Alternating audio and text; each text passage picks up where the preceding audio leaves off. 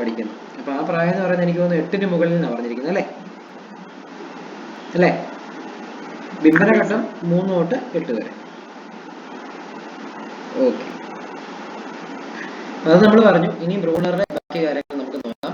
ഞാൻ പറയുന്ന പോയിന്റ്സ് മാത്രം ജസ്റ്റ് ഒന്ന് എഴുതി വെച്ചാൽ മതി കേട്ടോ. വലിയ പാരഗ്രാഫ് മൊത്തം ഒന്നും എഴുതി വെക്കണ്ട. അടുത്ത ചാക്രികാരോഹണ രീതി. ബ്രൂണറുടെ താഴെ തന്നെ വരേണ്ട പോയിന്റ് ആണ് കേട്ടോ. ചാക്രികാരോഹണ രീതി അഥവാ സ്പൈറലിംഗ് എഴുതി വെച്ചോ. ചാക്രികാരോഹണ രീതി അഥവാ സ്പൈറലിംഗ് എഴുതിക്കോ.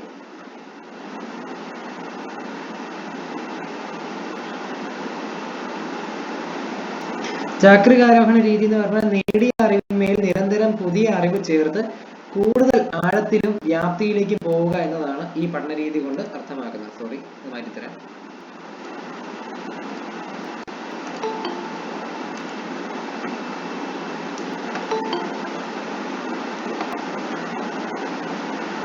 നേടിയ അറിവിന്മേൽ നിരന്തരം പുതിയ അറിവ് ചേർത്ത് കൂടുതൽ ആഴത്തിലേക്കും വ്യാപ്തിയിലേക്കും പോവുക എന്നതാണ് ഈ പഠന രീതി കൊണ്ട് അർത്ഥമാക്കുന്നത്.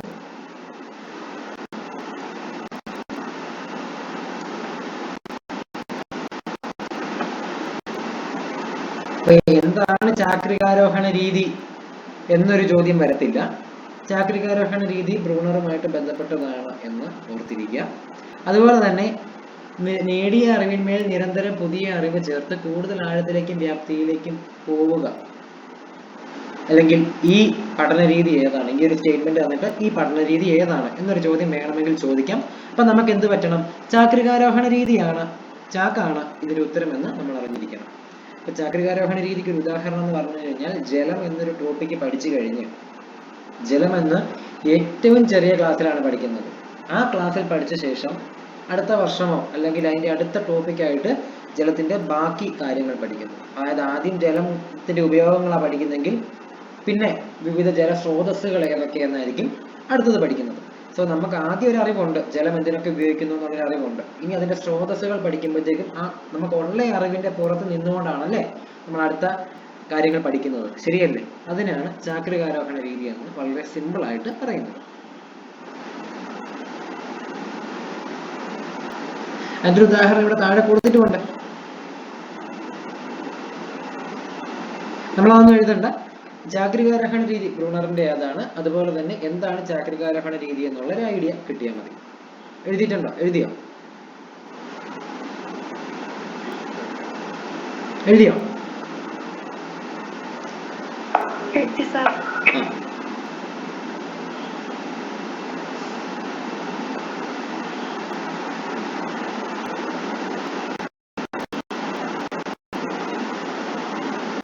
അടുത്ത കണ്ടെത്തൽ പഠനം, ഡിസ്കവറി ലേണിംഗ്, അത് എഴുതിക്കോ. കണ്ടെത്തൽ പഠനം എന്ന് ഹെഡിങ് കൊടുത്തു.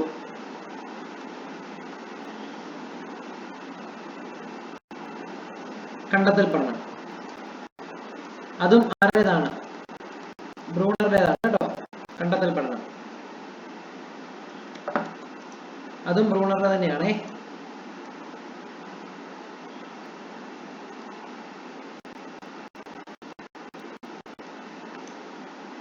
കണ്ടെത്തൽ പഠനം അഥവാ ഡിസ്കവറി ലേണിംഗ് അതും ബ്രൂണറുടേതാണ്. എന്താണ് കണ്ടെത്തൽ പഠനം എന്നൊരു ചോദ്യമല്ല വരുന്നത്. പഠിതാവ് സ്വയം കണ്ടെത്തി പഠിക്കുക എന്നുള്ളതാണ് കണ്ടെത്തൽ പഠനം. ആ പേരിൽ തന്നെ എഴുതിയുണ്ട്, പഠിതാവ് സ്വയം കണ്ടെത്തൽ രീതിയിലൂടെ പഠിക്കുക എന്നതാണ് ബ്രൂണർ അവതരിപ്പിച്ച കണ്ടെത്തൽ പഠനത്തിന്റെ ഉള്ളടക്കം. സോ ബേസിക് സാധനം കണ്ടെത്തൽ പഠനം എന്ന് കേൾക്കുമ്പോഴേ എന്താണ്? സ്വയം കണ്ടെത്തി പഠിക്കുക, സ്വയം കാര്യങ്ങൾ കണ്ടെത്തി പഠിക്കുക. ഇതാണ് അതിന്റെ ബേസിക് ഐഡിയ. അത് മതി കേട്ടോ, കൂടുതൽ എഴുതണ്ട.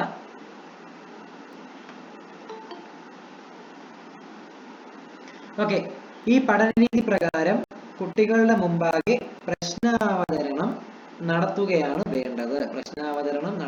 വേണ്ടത്. പ്രശ്ന പരിഹരണത്തിനുള്ള അന്വേഷണങ്ങൾ കുട്ടികളുടെ ഭാഗത്ത് നിന്ന് ഉണ്ടാകണം. സോ എല്ലാം കുട്ടി തന്നെയാണ് ചെയ്യേണ്ടത്. കുട്ടികൾക്ക് മുമ്പിൽ പ്രശ്നം അവതരിപ്പിക്കുകയേ പാടുള്ളൂ. പ്രശ്ന പരിഹരണങ്ങൾക്കുള്ള അന്വേഷണങ്ങൾ കുട്ടി തന്നെ ചെയ്യണം.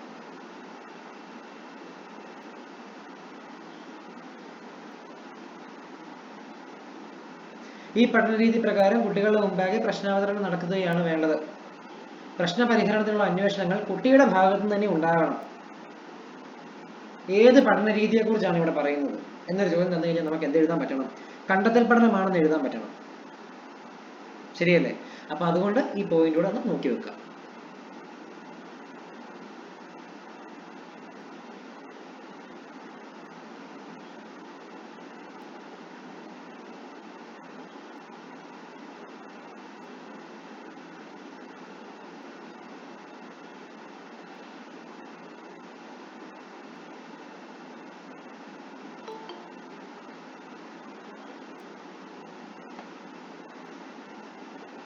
പിന്നെ നോക്കിയ പ്രശ്നപരിഹരണ രീതിയിലുള്ള പഠനത്തിന് 3 തലങ്ങളുണ്ട്.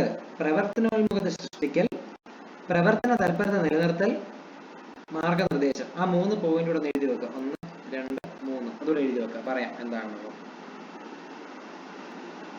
പറയുന്ന പോയിന്റ്സ് മാത്രം എഴുതിയാൽ മതി കേട്ടോ. കണ്ടെത്തൽ പഠനം ബ്രൂണർ ആണെന്ന്, അതാണ് ബേസിക് സാധനം അറിയേണ്ടത്. കണ്ടെത്തൽ പഠനം ബ്രൂണർ ചോദിച്ചിട്ടുണ്ട്, എപ്പോഴൊക്കെയോ ചോദിച്ചിട്ടുണ്ട്. അല്ലെങ്കിൽ താഴെ തന്നിരിക്കുന്നവയിൽ തെറ്റായിട്ടുള്ള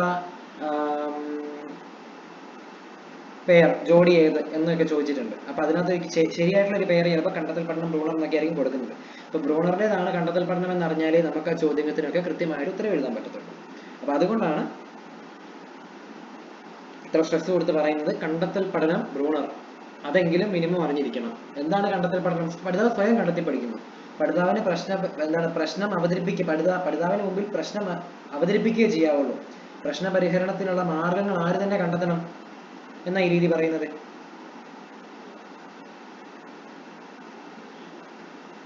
ആര് തന്നെ കണ്ടെത്തണം എന്നാ പറയുന്നത്? പോയോ എല്ലാരും? കുട്ടി തന്നെ കണ്ടെത്തണം.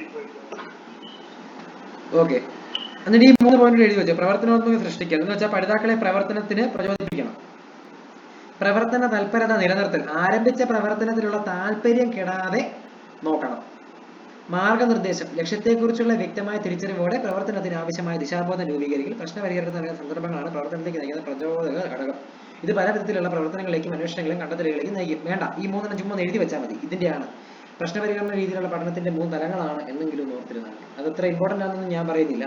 സോ പോയിന്റ് വിടണ്ട, എഴുതിക്കും. ജസ്റ്റ് അപ്പോൾ 3 പോയിന്റ് മാത്രം എഴുതിയാൽ മതി.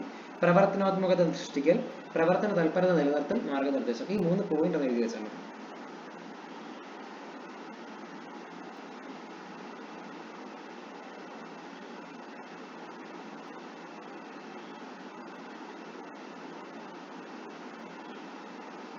എഴുതിയോ?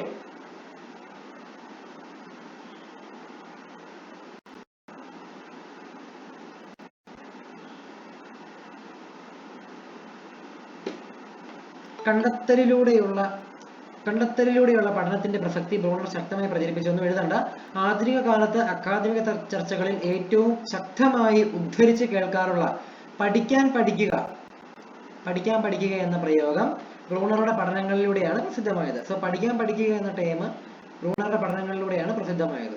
മേ ബി അത് കണ്ടെത്തൽ പഠനമായിരിക്കാം. സോ അദ്ദേഹത്തിന്റെ പഠനങ്ങളിലൂടെയാണ് ലേണിംഗ് ടു ലേൺ അല്ലെങ്കിൽ പഠിക്കാൻ പഠിക്കുക എന്ന പ്രയോഗം പ്രസിദ്ധമായത്. സോ ലേണിംഗ് ടു ലേൺ അല്ലെങ്കിൽ പഠിക്കാൻ പഠിക്കുക എന്നുള്ളത് ബ്രൂണറിന്റെ പേരിനോട് ചേർത്ത് വെക്കുക. ബ്രൂണറിന്റെ പേരിനോട് ചേർത്ത് വെക്കാൻ പറഞ്ഞു കഴിഞ്ഞാൽ ബ്രൂണറിന്റെ പേരിന്റെ അറ്റത്തൂടെ എഴുതാനല്ല, പഠിക്കാൻ പഠിക്കുക എന്ന് കേൾക്കുമ്പോൾ തന്നെ അത് ഓർക്കുക, ബ്രൂണറുടെ പഠനങ്ങളിലൂടെയാണ് അത് പ്രസിദ്ധമായത് എന്ന് ഓർക്കുക. അത്ര അറിഞ്ഞാൽ മതി.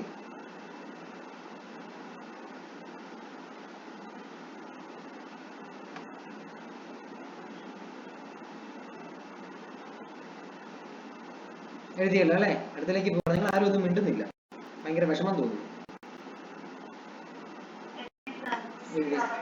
അടുത്തത് ആശയാധാന മാതൃക, അതും ബ്രൂണറുടേതാണ്. ആശയാധാന മാതൃക, കൺസെപ്റ്റ് അറ്റൈൻമെന്റ് മോഡൽ ബ്രൂണർ, അതും ബ്രൂണർ തന്നെ, ഒരു മാറ്റവും ഇല്ല.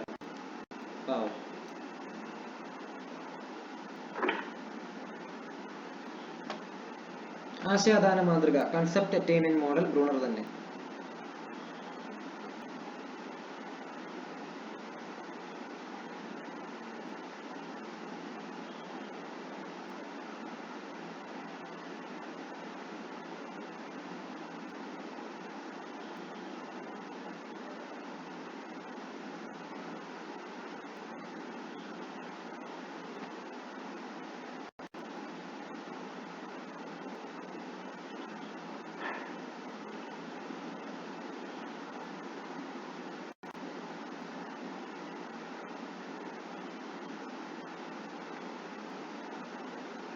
സോ നമുക്ക് ഇവിടെയൊക്കെ ഉണ്ടല്ലോ ഒരു ചോദ്യം പ്രതീക്ഷിക്കാൻ. താഴെ തന്നിരിക്കുന്നവയിൽ ജെറോം എസ് ബ്രൂണറുമായി ബന്ധമില്ലാത്ത ആശയം അല്ലെങ്കിൽ ബന്ധമില്ലാത്ത കാര്യം ഏത് എന്നൊരു ചോദ്യം പ്രതീക്ഷിക്കാം.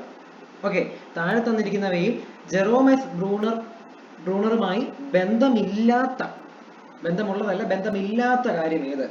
ഓപ്ഷൻ എ ആശയാധാന മാതൃക, ഓപ്ഷൻ ബി കണ്ടെത്തൽ പഠനം, ഓപ്ഷൻ സി ചാക്രികാരോഹണ രീതി, ആൻഡ് ഓപ്ഷൻ ഡി ആവർത്തന പഠനം. ഏതാണ്?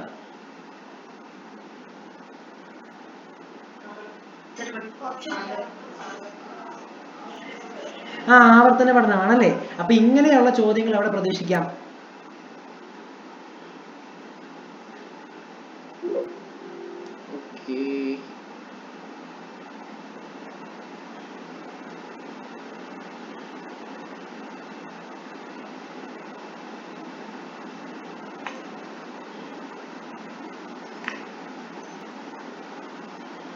അപ്പൊ ഇങ്ങനെയുള്ള ചോദ്യങ്ങളാണ് നമുക്ക് ഇവിടെ കൂടുതൽ ചോദിക്കാൻ സാധ്യതയുള്ളത്. ഇനി അല്ലെങ്കിൽ ചോദിച്ചു കണ്ടിട്ടുള്ളത് ഞാൻ പറഞ്ഞില്ലേ, താഴെ തന്നിരിക്കുന്ന ജോഡികളിൽ ശരിയായിട്ടുള്ള ജോഡി ഏത് അല്ലെങ്കിൽ തെറ്റായിട്ടുള്ള ജോഡി ഏത്? അവിടെ ബ്രൂണർ പറഞ്ഞിട്ടുള്ള കാര്യങ്ങളും ഒക്കെ കടന്നു വരാറുണ്ട്, പല സന്ദർഭത്തിലും കടന്നു വരാറുണ്ട്. അപ്പൊ ഇത്തരത്തിലുള്ള ചോദ്യങ്ങളാണ് പ്രധാനമായിട്ട് ഇവിടുന്ന് ചോദിക്കുന്നത്. അല്ലെങ്കിൽ കണ്ടെത്തൽ പഠനം എന്ന് പറയുന്ന ആശയം ആരാണ് മുന്നോട്ട് വെച്ചത്? ആശയാധാന മാതൃക അല്ലെങ്കിൽ എന്താണ് ആശയ രൂപീകരണ പ്രക്രിയയുടെ പ്രവർത്തനഘട്ടം, ബിംബനഘട്ടം, പ്രതിരൂപാത്മക ഘട്ടം എന്നത് ആരുടേതാണ് അല്ലെങ്കിൽ ആരാണ് മുന്നോട്ട് വെച്ചത്? ഇങ്ങനെയുള്ള ചോദ്യങ്ങൾ പ്രതീക്ഷിക്കാം. ഇനി ഇതിനകത്ത് തന്നെ കുട്ടി മൂർത്തമായ അനുഭവങ്ങളിലൂടെ പഠിക്കുന്നു. ബ്രൂണറുടെ ആശയ രൂപീകരണ ഘട്ടത്തിലെ ഏത് ഘട്ടമാണിത്? മൂർത്തമായത് ഏതായിരുന്നു?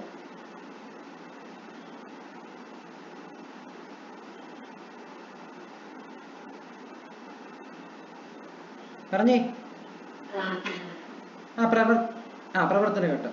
അതുപോലെ കുട്ടി ബിംബങ്ങൾ ഉപയോഗിച്ച് പഠിപ്പിക്കുന്ന എന്താണ് കാര്യങ്ങൾ മനസ്സിലാക്കുന്ന ബിംബന ഘട്ടത്തിലും അമൂർത്ത ആശയങ്ങൾ രൂപീകരിക്കുന്നതും ഏറ്റവും ഉയർന്ന തലത്തിലുമുള്ള ഘട്ടം ഏതാണ്?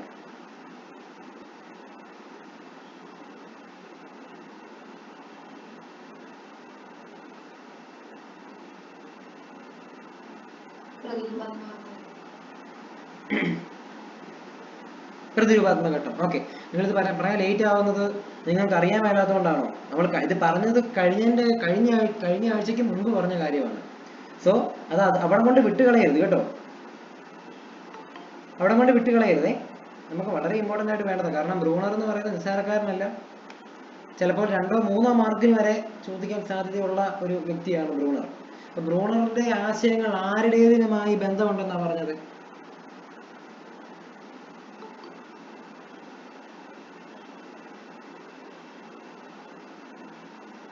ആരുടേതിന് സമാനമാണെന്നാ പറഞ്ഞത്? അതൊക്കെ മറന്നല്ലേ?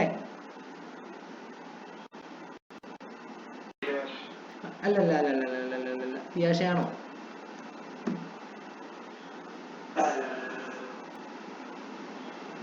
പിയാഷെയാണോ?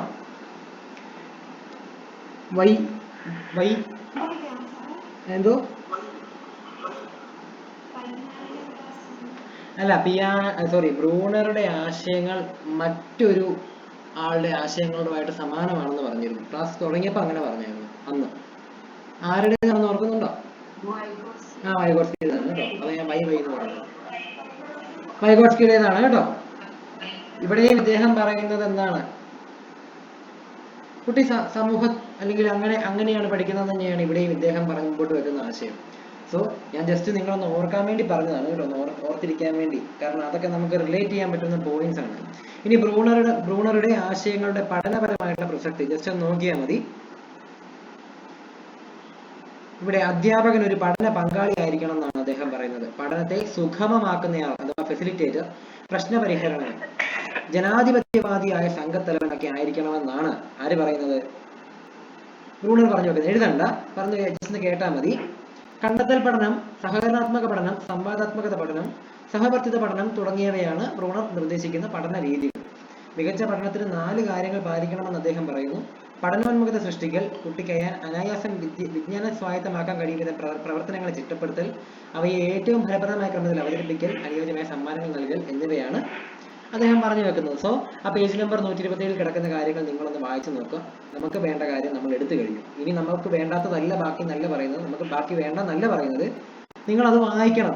ഞാൻ പറഞ്ഞല്ലോ, നിങ്ങൾ ഈ ക്ലാസ് കൊണ്ട് മാത്രം ഇരിക്കരുത്. തന്നിരിക്കുന്ന ഈ പറയുന്ന പേജസ് ഞാൻ പറയും, ചില പേജസ് ഞാൻ നോട്ട് ചെയ്യാൻ പറയാം അല്ലെ, 127 അല്ലെങ്കിൽ ഞാൻ ഇതിനു മുമ്പും പറഞ്ഞിട്ടുണ്ട്. ആ പേജസ് നിങ്ങൾ പിന്നീട് എടുത്ത് വെച്ച് വായിക്കണം. ഓക്കെ, ഇതുപോലെ തന്നെ 127 എന്ന് പറയുന്ന പേജിൽ നിന്ന് നോട്ട് ചെയ്തോളൂ. പിന്നീട് വായിക്കേണ്ടതാണ്, ഇമ്പോർട്ടൻ്റ് എന്ന് കൊടുത്തോളൂ.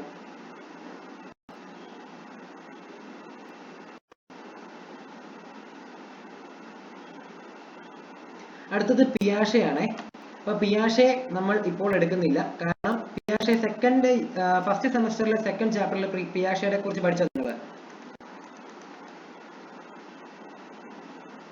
പിയാഷെയെ കുറിച്ച് പഠിച്ചോ?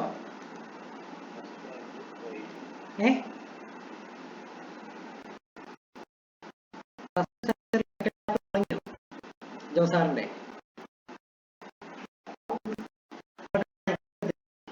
തുടങ്ങി അതിൽ വരും. ഓക്കെ ഓക്കെ, അവിടെ വന്നതിന് ശേഷം നമുക്കിത് എടുക്കാം കേട്ടോ. അവിടെ വന്നതിന് ശേഷം ഇവിടെ എടുത്താൽ, കാരണം ഇത് അത്ര അതിലും ഇമ്പോർട്ടന്റ് ആയിട്ടുള്ള കാര്യം അവിടെ കിടപ്പുണ്ട്. സോ അത് അവിടെ കിടക്കട്ടെ, അത് എടുത്തോളൂ. അവിടെ എടുത്തു കഴിഞ്ഞാൽ നമുക്ക് ഇവിടെ എടുക്കാം കേട്ടോ. ഓക്കെ, അടുത്ത നമുക്ക് വളരെ വളരെ ഇമ്പോർട്ടന്റ് ആയിട്ടുള്ള ഒരു സംഭവമാണ്. എന്താണ്? സാമൂഹിക ജ്ഞാന നിർമ്മിതിവാദം. നമുക്ക് പഠിക്കാൻ വളരെ ഇൻട്രസ്റ്റിംഗ് ആയിട്ടുള്ള ടോപ്പിക്കാണ്. കാരണം വൈഗോട്സ്കിയെ കുറിച്ചും സാമൂഹിക ജ്ഞാന നിർമ്മിതിവാദത്തെ കുറിച്ചും ചോദിച്ചാൽ നമ്മൾ 100/100ആണ്. എന്ന് വെച്ചാൽ എന്താ, എന്ത് ചോദിച്ചാലും ഉത്തരം പറയും. ശരിയല്ലേ? സാമൂഹിക ജ്ഞാന നിർമ്മിതിവാദത്തിന്റെ വ്യക്താവ് ആരാണ്?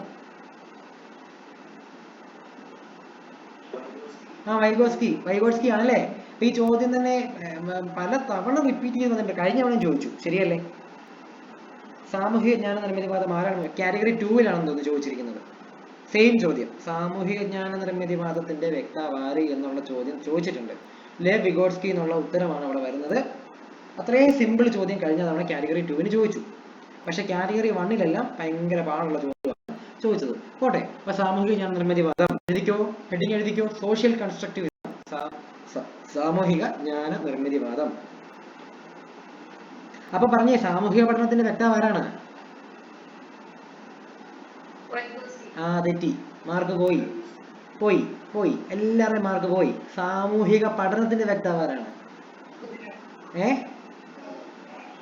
ആരാണ്?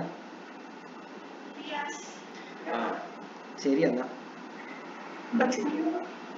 സാമൂഹിക പഠനം ആൽബർട്ട് ബന്ദുര. എന്റെ വടിയില്ല ഇവിടെ. വടി ഉണ്ടായിട്ടും കാര്യമില്ല. നിങ്ങളൊന്ന് കാണിച്ച് പേടിപ്പിക്കാൻ പോലും പറ്റുന്നില്ല എനിക്ക്. ഉടനെ പിയാഷെ എനിക്ക് വിഷമമായി പോയി. ഞാനിവിടെ കരയാൻ പോവാ. നമ്മളത് അന്ന് വളരെ അന്നത്തെ ക്ലാസ്സിൽ ചിലപ്പം കേട്ടിട്ടുണ്ടാകില്ല, അതായിരിക്കണം. പോട്ടെ, അന്ന് നമ്മൾ വളരെ ഇമ്പോർട്ടന്റ് ആയിട്ട് പറഞ്ഞു, സാമൂഹിക പഠന സിദ്ധാന്തവും സാമൂഹിക ജ്ഞാന നിർമ്മിതിവാദവും തമ്മിൽ മാറിപ്പോകരുതെന്ന് പറഞ്ഞിട്ടുണ്ടായിരുന്നല്ലേ? ശരിയല്ലേ? അപ്പൊ അതുകൊണ്ട് തന്നെയാണ് സാമൂഹിക ജ്ഞാന നിർമ്മിതിവാദം ചോദിച്ചു കഴിഞ്ഞാൽ പിന്നെ വീണ്ടും സാമൂഹിക പഠനം ആരാ എന്ന് ചോദിച്ചപ്പോൾ എനിക്കറിയായിരുന്നു കൂടുതൽ പേരും വൈഗോട്സ്കി എന്ന് പറയും എന്നെനിക്കറിയായിരുന്നു.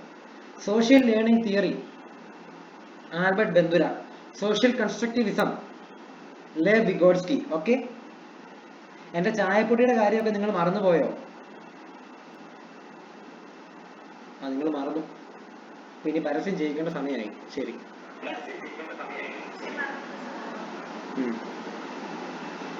അങ്ങനെയാണ്. കൊള്ളാം. ഓക്കെ, ഇതാണ് നമ്മുടെ വിഗോട്സ്കി. വളരെ ചെറിയ പ്രായത്തിൽ തന്നെ അദ്ദേഹം മരിച്ചുപോയി. അദ്ദേഹം ജീവിച്ചിരുന്നെങ്കിൽ കൂടുതൽ കാര്യങ്ങൾ ഇതിൽ വന്നേനെ. പോട്ടെ, ഇതൊക്കെ പോട്ടെ. ഇപ്പൊ തന്നെ ഓൾറെഡി കുറെ കാര്യമുണ്ട് പഠിക്കാൻ. ഇനി അത് ആവണല്ലോ എന്നല്ലേ? അറിയില്ല, പോട്ടെ.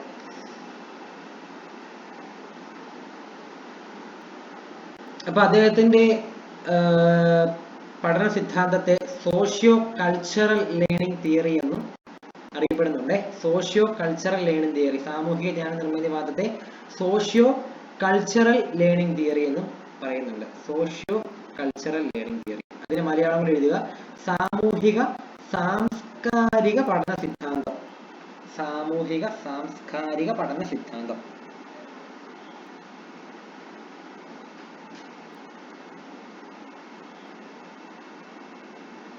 അപ്പൊ പറഞ്ഞേ, സാമൂഹിക സാംസ്കാരിക പഠന സിദ്ധാന്തം ആരുടേതാണ്?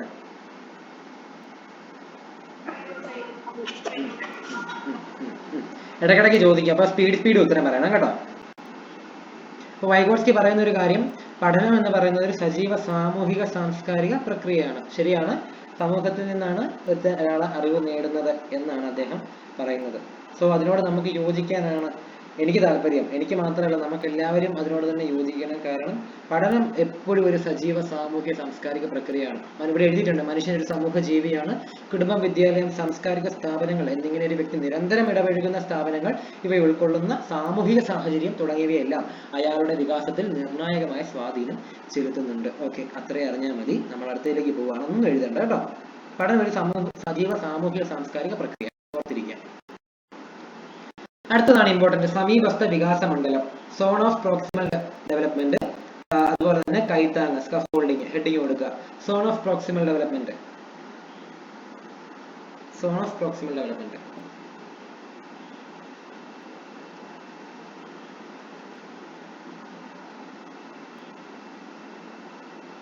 സോൺ ഓഫ് പ്രോക്സിമൽ ഡെവലപ്മെന്റ് എന്ന് പറഞ്ഞാൽ ഇവിടെ ചാർട്ട് കിടപ്പുണ്ട്, നോക്കി. ചാർട്ടിൽ താഴെ തന്നിരിക്കുന്ന ഇത് കണ്ടോ, ഇവിടെ നിലവിലുള്ള നില എന്നും മുകളിലെ ഈ വരയുടെ നേരെ എത്തിച്ചേരാവുന്ന നിലയും എന്ന് എഴുതിയിട്ടുണ്ട്. സോ സംഭവം ഇത്രയേ ഉള്ളൂ.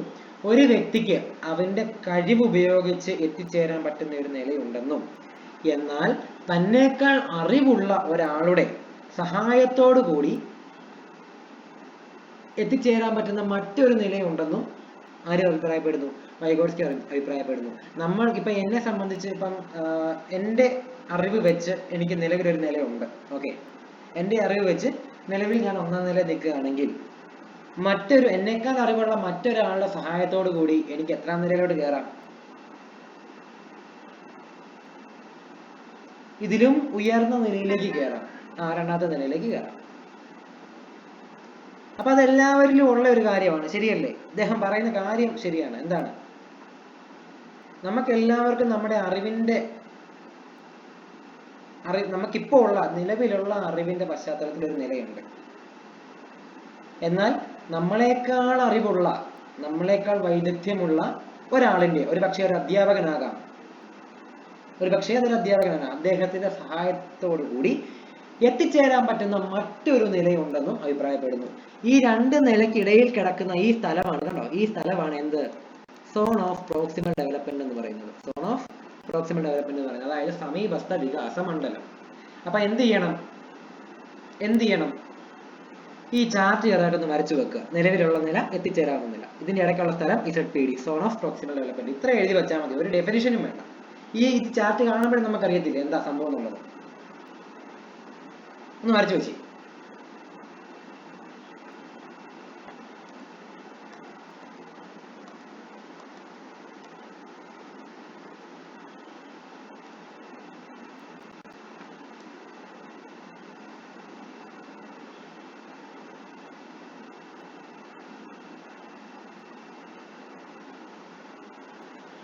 ഇത് വളരെ സിമ്പിൾ ആണ് കേട്ടോ. സാമൂഹിക ജ്ഞാന നിർമ്മിതിവാദം ഈസ് സോ സിമ്പിൾ, പക്ഷെ തെറ്റിക്കാനും എളുപ്പമാണ്.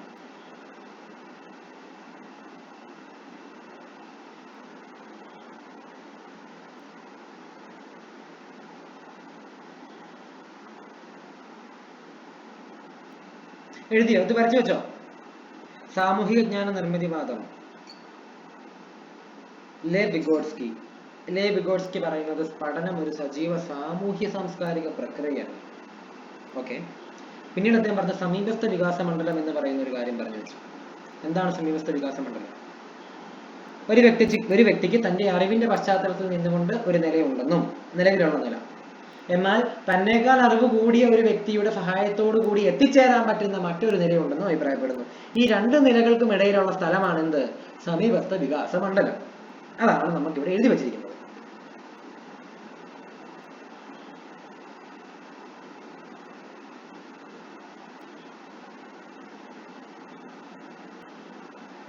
ഓക്കെ, സോ ആ നിലകളുടെ പേരൊക്കെ current ability level, potential ability level എന്നൊക്കെ പറഞ്ഞ പേരുണ്ട്. എത്തിച്ചേരാവുന്ന നിലയുടെ ബ്രാക്കറ്റിൽ എന്ത് എഴുതണം? പൊട്ടൻഷ്യൽ എബിലിറ്റി ലെവൽ എന്നും, നിലവിലുള്ള നിലയുടെ ബ്രാക്കറ്റിൽ കറന്റ് എബിലിറ്റി ലെവൽ എന്നും ഒന്ന് എഴുതി വെച്ചേക്കണം കേട്ടോ. കാരണം നമുക്ക് പിന്നീട് നോക്കുമ്പോൾ മനസ്സിലാവണല്ലോ എന്താ സാധനം എന്നുള്ളത്. Current level, potential ability level, അതുകൂടെ ഒന്ന് കൊടുത്തേക്കാം. ഇനി നമുക്കിവിടെ ഒരു ഹെഡിങ് കൂടെ കൊടുത്തായിരുന്നു, കൈത്താങ് എന്ന് പറഞ്ഞൊരു ഹെഡിങ് കൊടുത്തായിരുന്നു. എന്താവും കൈത്താങ്? എന്താണ് കൈത്താങ്? വീഴാൻ പോകുന്നയാളെ പിടിച്ചേൽപ്പിച്ചോ. എന്താണ് കൈത്താങ്? സ്കഫോൾഡിങ്.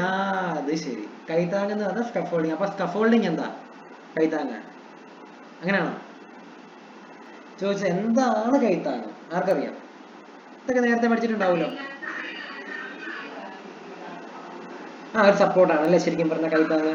അപ്പൊ നമുക്ക് ഈ ZPD പശ്ചാത്തലത്തിൽ നിന്നോട് പറഞ്ഞാൽ എങ്ങനെയാണ്, നമ്മുടെ നിലവിലുള്ള നിലയിൽ നമ്മൾ നിൽക്കുകയാണ്, എന്നാൽ ഒരു വിദഗ്ധന്റെ സഹായത്തോടുകൂടി നമ്മൾ നെക്സ്റ്റ് ലെവലിലേക്ക് എത്തുകയാണ്.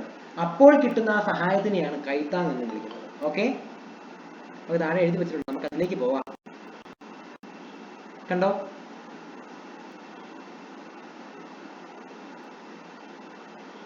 തനിയെ നിന്ന് പ്രവർത്തിക്കുന്നതിന് ലക്ഷ്യമിട്ടുകൊണ്ട് കുട്ടിക്ക് നൽകുന്ന എന്ത് സഹായത്തെ കൈത്താങ് എന്ന് പറയുന്നു എന്നാണ് വിഗോസ്കി വിശേഷിപ്പിച്ചത്. അത്രയും വേണ്ട, കൈത്താങ് എന്ന് പറയുന്നത് എഴുതി വെക്ക്, ഈ പച്ചയിലിട്ട് എഴുതിയേക്കുന്നത്.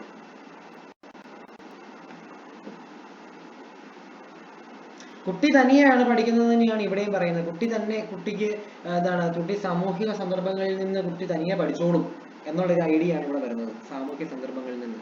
സോ അതിന് അവന്റെ ആ ഒരു ലെവലിൽ നിന്ന് അടുത്ത ലെവലിലേക്ക് എത്തിക്കാൻ കൊടുക്കുന്ന ഒരു വിദഗ്ധ സഹായം, അത്ര മാത്രമാണ് കൈത്താങ്.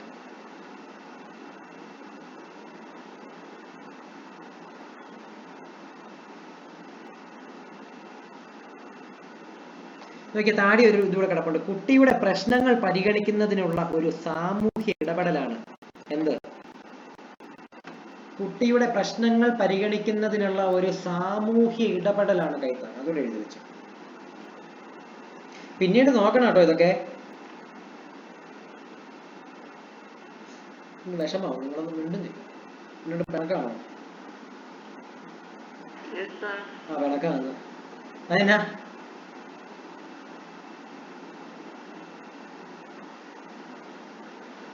പിണക്കം വരാൻ കാരണം എന്താ? പോയാ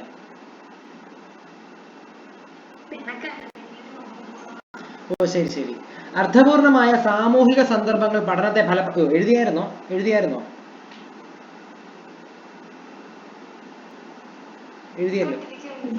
ഓക്കെ ഓക്കെ ഓക്കെ, എഴുതിക്കോ.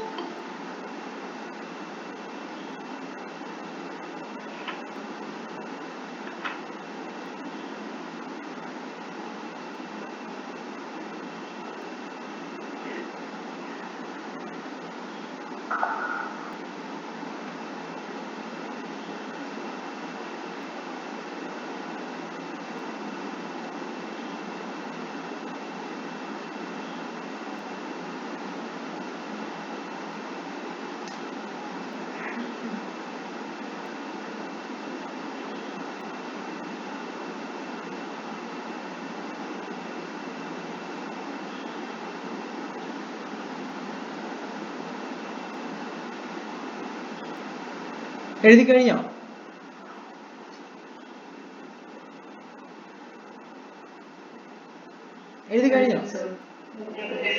കഴിഞ്ഞു. അർത്ഥപൂർണമായ സാമൂഹിക സന്ദർഭങ്ങൾ പഠനത്തെ ഫലപ്രദമാക്കുന്നു. എഴുതണ്ട. കുട്ടി സമൂഹവുമായി ഇടപെടുത്തിക്കൊണ്ട് അറിവ് നിർമ്മിക്കുന്നു നാം മനസ്സിലാക്കിയല്ലോ. അതിനായി കുട്ടികൾക്ക് വെല്ലുവിളി ഉയർത്തുന്നതും സ്വാഭാവികവുമായ പഠന സന്ദർഭങ്ങൾ അധ്യാപകർ ഒരുക്കണം. അനുഭവപ്പെടുന്ന പ്രശ്നം പരിഹരിക്കാൻ നിലവിലുള്ള അറിവ് പര്യാപ്തമല്ലാതാകുമ്പോഴാണ് കുറച്ചുകൂടി ഉയർന്ന ജ്ഞാനം ആവശ്യമായി വരുന്നത്. ഈ അന്വേഷണം സ്വയം പ്രേരിത പഠനത്തിലേക്ക് കുട്ടിയെ നയിക്കുന്നു. കുട്ടിയുടെ നിലവാരത്തേക്കാൾ അല്പം ഉയർന്ന തരത്തിലുള്ള പ്രശ്നമാണെങ്കിൽ മാത്രമേ കുട്ടി അത് വെല്ലുവിളിയായി സ്വീകരിക്കുകയുള്ളൂ.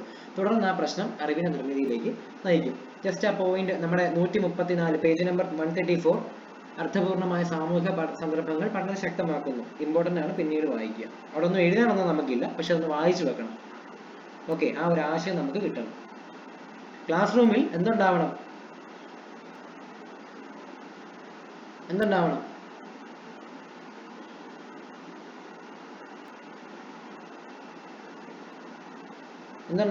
കുട്ടിക്ക് വെല്ലുവിളി ഉണർത്തുന്ന സ്വാഭാവികമായ പഠന സന്ദർഭങ്ങൾ ഒരുക്കണം. ഇന്നിപ്പം ഞങ്ങളുടെ സ്കൂളിലെ സ്റ്റോറിൽ 2ാം ക്ലാസ്സിൽ പഠിക്കുന്ന ഒരു കുട്ടി പെൻസിൽ മേടിക്കാൻ വന്നു. അപ്പം ഇന്നലെ പെൻസിൽ മേടിക്കാൻ അവൻ ഒരു പെൻസിൽ മേടിച്ചു. ഒരു പെൻസിലിന് 4 രൂപ. ഒരു പെൻസിലിന് 4 രൂപയാണ്. അവൻ 10 രൂപ തന്നു. അപ്പം ചില്ലറ ഇല്ലായിരുന്നു. ചില്ലറയൊക്കെ നമ്മൾ ചേഞ്ച് ചെയ്ത് വെച്ചു. ചില്ലറ ഇല്ലായിരുന്നു. ഓക്കെ. അപ്പോൾ അവനോട് പറഞ്ഞു പൈസ ചില്ലറയില്ല, ചില്ലറയാകുമ്പോൾ തരാമെന്ന് പറഞ്ഞു. അപ്പോൾ അത് നമുക്ക് ഇന്നലെ കൊടുക്കാൻ പറ്റില്ല. അപ്പോൾ അവൻ ഇന്നും വന്നു ഒരു പേനയും കൂടെ മേടിച്ചു. സോ അവനോട് ചോദിച്ചു ഇന്നലെ എത്ര രൂപയ്ക്കാണ് പേന മേടിച്ചാൽ? അവൻ പറഞ്ഞു 4 രൂപ. ഇന്ന് എത്ര രൂപയ്ക്കാണ് പേന മേടിച്ചാൽ? അവൻ പിന്നെയും പറഞ്ഞു 4 രൂപ. ആകെ എത്രയായി? അവന് കൺഫ്യൂഷനായി. അവൻ അറിയത്തില്ല 4 4 8 ആണെന്നുള്ളത് അവന് പെട്ടെന്ന് കിട്ടുന്നില്ല. അവന് എഴുതി ചെയ്യണം അവന്, എന്നാലേ കിട്ടുന്നുള്ളൂ. അല്ലെങ്കിൽ വിരലെടുക്കാൻ പോവാ, കാലിലെ കയ്യിലൊക്കെ ചെരുപ്പ് ഊരാൻ പോവാ, കാലിലെ കയ്യിലൊക്കെ വിരലെടുക്കാൻ വേണ്ടി അത് എണ്ണാൻ വേണ്ടി അങ്ങനെ. അപ്പൊ പക്ഷെ എന്നാലും അവനെ പിന്നെ അവൻ പയ്യെ എന്ന് ചിന്തിച്ചിട്ട് പറഞ്ഞു സാറേ 8 ആണോ എന്ന് ചോദിച്ചു. അപ്പൊ പറഞ്ഞു 8. മിച്ചം എത്ര രൂപ തരണം? 2ൽ പഠിക്കുന്ന കൊച്ചിനോടാ ചോദിക്കുന്നത് നോക്കണേ. മിച്ചം എത്ര രൂപ തരണം? അവൻ അന്നേരം 10 രൂപ ആകെ തന്നു. ഇനി എത്ര രൂപ മിച്ചം വേണം? അവൻ പറഞ്ഞു 8 രൂപ തരണമെന്ന്. അപ്പൊ ഞാൻ അതിനോട് 8 രൂപ തരുന്നത് ഞങ്ങൾക്ക് നഷ്ടമാണല്ലോ എന്ന് പറഞ്ഞു. അപ്പോഴവൻ പിന്നെയും ചിന്തിക്കുകയാണ്, ഈശ്വരൻ എന്താണ് സാർ ഇപ്പം പൈസ തരുന്നുമില്ലത്, പാകെ പെട്ടുപോയല്ലോ, ഇയാളെ കൊണ്ട് തോറ്റു എന്നൊക്കെ അവൻ വിചാരിച്ചോണ്ടിരിക്കുമ്പോഴാണ് അവൻ പിന്നെയും കാലിലും കയ്യിലൊക്കെ വിരലെടുത്ത് എന്തൊക്കെ എഴുതിടാൻ പറഞ്ഞു. സാറേ 2 രൂപ തരാമെന്ന് ചോദിച്ചു. അപ്പൊ പറഞ്ഞു 2 രൂപ തന്നേക്കെ എന്നാ കൊണ്ടുപോകുന്നു ഞാനും പറഞ്ഞു. അപ്പൊ ഇങ്ങനെയുള്ള ഇപ്പൊ അതൊരു ക്ലാസ് അല്ല, അതൊരു ഗണിത ക്ലാസ് അല്ല. പക്ഷേ അവിടെ ഒരു സന്ദർഭം ഉണ്ട്. അവൻ കടയിൽ ചെന്ന് സാധനം മേടിക്കുന്ന രീതിയിൽ ഒരു സന്ദർഭം അവിടെ കൊടുത്തു.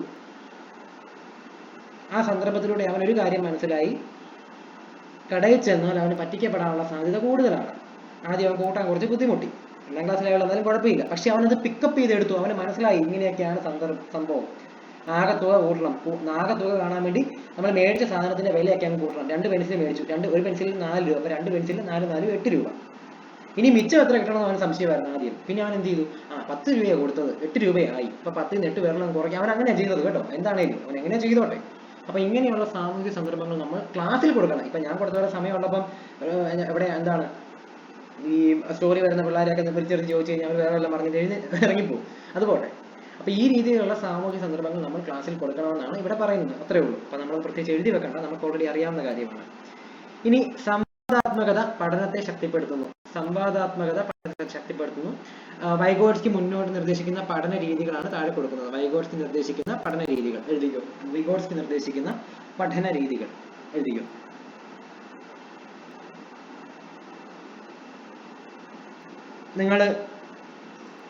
നിങ്ങള് ബസ്സിൽ കയറിയിട്ടില്ലേ? ഇല്ലെന്ന് പറയരുതേ.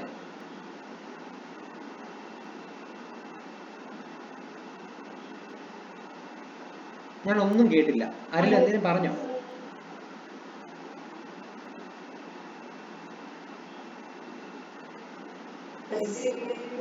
ബസ്സിൽ കയറിയിട്ടുണ്ട്. അപ്പൊ ബസ്സിൽ കയറി കഴിയുമ്പോഴത്തേക്കും ചിലപ്പോൾ ടിക്കറ്റിന് ചിലപ്പം 7 രൂപ. പണ്ട് 7 രൂപ ടിക്കറ്റ് ആയിരുന്ന സമയത്ത്, അതായത് മിനിമം ചാർജ് 7 രൂപ ആയിരുന്ന സമയത്ത് ആരുടെയോ മൈക്ക് ഓൺ ആണ്, റിപ്പീറ്റ് കേൾക്കുന്നുണ്ട്. ഒന്ന് ഓഫാക്കാവോ മൈക്ക്? എല്ലാവരും ഒന്ന് ഓഫ് ചെയ്തേ. ഓക്കെ. 7 രൂപ ആയിരുന്ന സമയത്ത് നമ്മൾ പൈസ 10 രൂപയാണ് കൊടുക്കുമ്പോൾ കണ്ടക്ടറിയേട്ടൻ ചോദിക്കും, മോനെ ഒരു 2 രൂപ കൂടെ തരാമോ എന്ന് ചോദിക്കും. എന്തുകൊണ്ടാ? 5 രൂപയായി തിരിച്ചു തരാനാണ് അല്ലേ? ശരിയല്ലേ? 7 രൂപ ടിക്കറ്റിന് നമ്മൾ 10 രൂപ കൊടുത്താൽ പുള്ളി മിച്ചം തരേണ്ടത് 3 രൂപയാണ്. അപ്പൊ 1 രൂപ തൊട്ടും 2 രൂപ തൊട്ടും വേണം. അതേസമയം നമ്മൾ 2 രൂപ എക്സ്ട്രാ കൊടുത്തു കഴിഞ്ഞാൽ എന്താണ്? 5 ആയിട്ട് തിരിച്ചു തരാം. അപ്പൊ ആദ്യം എനിക്ക് ഭയങ്കര കൺഫ്യൂഷൻ ആയിരുന്നു. ഇതെന്നാണ് ഇയാൾ എന്നെ ഇങ്ങനെ 3 രൂപ തരേണ്ടടുത്ത് 5 രൂപ എനിക്ക് തന്നു, അപ്പൊ എനിക്കല്ലേ ലാഭം എന്നോർത്ത് ചിന്തിച്ചുകൊണ്ടിരുന്ന ഒരു മണ്ടനായിരുന്നു ഞാൻ. പക്ഷെ പിന്നീട് എനിക്ക് മനസ്സിലായി സംഭവം അതല്ല. എക്സ്ട്രാ 2 രൂപ ഞാൻ കൊടുത്തപ്പോഴാണ് എന്ത് സംഭവിച്ചത്? എനിക്ക് 5 രൂപയായി തിരിച്ചു തരേണ്ടത്. അപ്പൊ അങ്ങനെയുള്ള ചില സാമൂഹ്യ സന്ദർഭങ്ങളിലൂടെ നമ്മളിലുള്ള പഠനം നടക്കും. ശരിയല്ല? നമ്മൾ പോലും അറിയാതെ. ഓക്കെ. ഇനി വൈഗോട്സ്കി മുന്നോട്ട് നിർദ്ദേശിക്കുന്ന പഠന രീതികൾ. വൈഗോട്സ്കി മുമ്പോട്ട് വെക്കുന്ന പഠന രീതികൾ: സംഘപഠനം, അതായത് ഗ്രൂപ്പ് ലേണിംഗ്.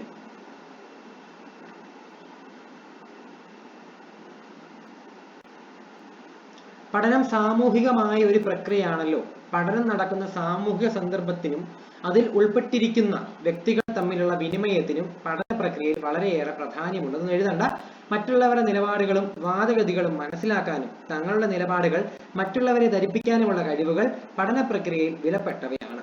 പഠിതാക്കൾക്ക് പരസ്പരം സംസാരിക്കാനും മറ്റുള്ളവർ പറയുന്നത് കേൾക്കാനും അവസരം നൽകുന്ന പഠന സന്ദർഭങ്ങളിലൂടെ വിജ്ഞാനം എന്നത് പങ്കുവയ്ക്കാൻ കഴിയുന്നതും സാമൂഹികമായി നിർമ്മിക്കാൻ കഴിയുന്നതുമാണെന്ന ആശയം പഠിതാക്കളിൽ വളർത്തിയെടുക്കാം. അതിനാൽ സഹവർത്തിത പഠനം അഥവാ കൊളാബറേറ്റീവ് ലേണിംഗ്, സംഘപഠനം എന്നിവയ്ക്ക് ഊന്നൽ നൽകുന്നു. എഴുതണ്ട കേട്ടോ, ഒന്നും എഴുതണ്ട, നമുക്ക് വളരെ ഇമ്പോർട്ടൻ്റ് ആയിട്ടുള്ള മാത്രം നമുക്ക് എഴുതിപ്പോ. സാമൂഹ്യജ്ഞാന നിർമ്മിതിവാദം പഠന പ്രക്രിയയിൽ സമൂഹത്തെ ഏറ്റവും പ്രാധാന്യത്തോടെ പരിഗണിക്കുന്നു. മറ്റുള്ളവർ സഹായത്താലും സ്വാധീനത്താലുമാണ് മനുഷ്യൻ മുന്നേറിയതെന്ന് ചരിത്ര വസ്തുതയാണല്ലോ. ജീവിതത്തിൽ അറിവ് രൂപപ്പെടുന്നതും പ്രസക്തമാകുന്നതും വിനിമയം ചെയ്യപ്പെടുന്നതും സാമൂഹിക സാഹചര്യങ്ങളിലാണ്. അതിനാൽ പഠന സന്ദർഭങ്ങളെ സാമൂഹ്യവൽക്കരിക്കാൻ ശ്രമിക്കേണ്ടതുണ്ട്. ക്ലാസ് മുറി സമൂഹത്തിന്റെ ഒരു പരിച്ഛേദമായി കണക്കാക്കി അധ്യാപകൻ സംഘപഠനത്തിന് അവസരം നൽകണം.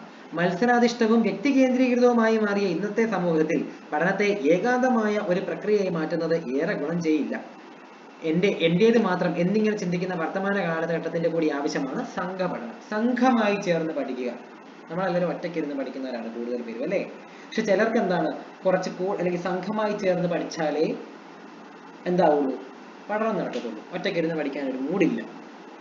അപ്പൊ നമ്മൾ DLED ഒക്കെ പഠിക്കുന്ന സമയത്ത് കൂടുതലും സംഘപഠനമാണ് നടക്കുന്നത്, ശരിയല്ലേ? കൂടുതലും സംഘപഠനമാണ് നടക്കുന്നത് അല്ലെ? നമ്മൾ എപ്പോഴും ഗ്രൂപ്പായിട്ട് തിരിഞ്ഞിരുന്നതാണ് പ്രവർത്തനങ്ങളൊക്കെ ചെയ്യുന്നത്.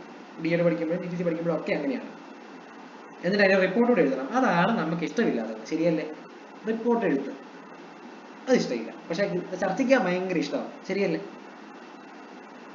അപ്പൊ വൈഗോട്സ്കി പറയുന്നത് നമ്മൾ ചർച്ചിച്ചാലേ കൂടുതലായിട്ട് പഠിക്കുകയുള്ളൂ എന്നാണ് വൈഗോട്സ്കി പറയുന്നത്. അദ്ദേഹം മുന്നോട്ട് വയ്ക്കുന്ന ഒരു പഠന രീതി സംഘപഠനം, ഗ്രൂപ്പ് ലേണിംഗ്. ഗ്രൂപ്പായിട്ടിരിക്കുന്നു, എല്ലാവരും ഒരു ഗ്രൂപ്പായിട്ടിരുന്ന് അവനവന്റെ ആശയങ്ങൾ പറയുന്നു, തങ്ങളുടെ ആശയം നമ്മളും പറയുന്നു, അവരുടെ ആശയങ്ങൾ ഉൾക്കൊള്ളുന്നു, നമ്മുടേത് അവർ ഉൾക്കൊള്ളുന്നു, അതിൽ നിന്ന് വേണ്ട കാര്യങ്ങൾ എടുത്തിടുന്നു, പഠിക്കുന്നു. സംഘപഠനം കഴിഞ്ഞു. സംഘപഠനം എന്ന് മാത്രം എഴുതുക കേട്ടോ, സംഘപഠനം എന്ന് മാത്രം എഴുതുക.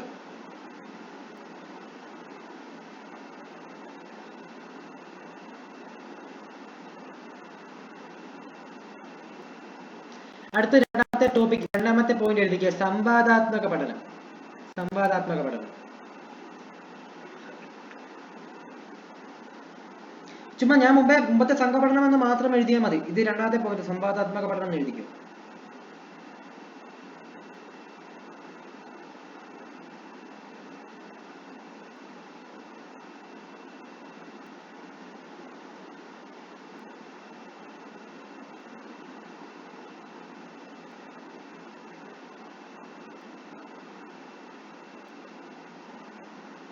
കുറെ പേര് ലെഫ്റ്റ് ആയിപ്പോയി. എന്തുവാണോ, ഉറക്കം വന്നിട്ടാണോ? Is it truth? നിങ്ങൾക്ക് ഉറക്കം വരുന്നുണ്ടോ?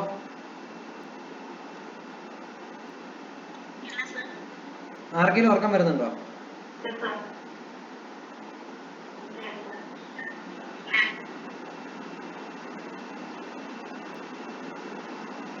ആർക്കെങ്കിലും ഉണ്ടെങ്കിൽ ഒരു പാട്ടൊക്കെ പാടിക്കാൻ വേണം ആരെ കൊണ്ടേലും.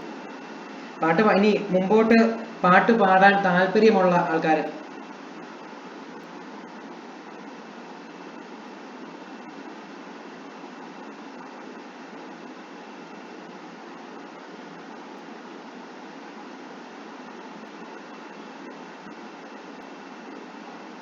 ആരെങ്കിലും സ്വയമായിട്ട് പാട്ട് പാടുന്നുണ്ടോ ഇന്ന്?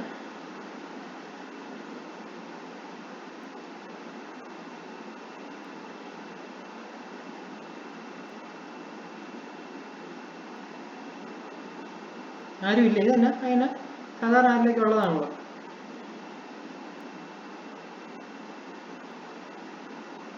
ഇങ്ങനെ ആരും ഇല്ലാത്ത